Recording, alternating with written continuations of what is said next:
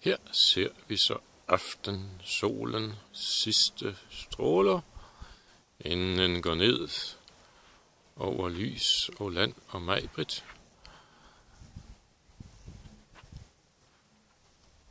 Et par af de lokale huse og endelig restauranten, hvor der i øvrigt også er værelser, som lejes ud.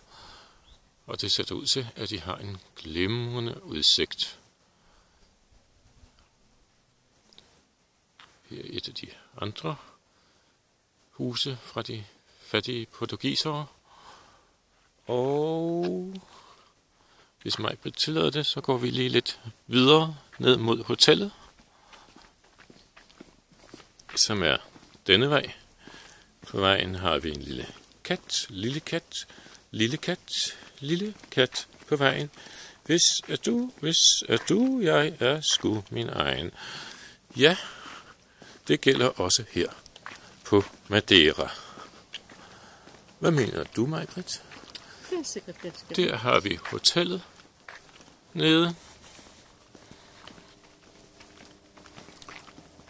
Bilerne står allerede i rad og række. Atlanterhavet dukker op.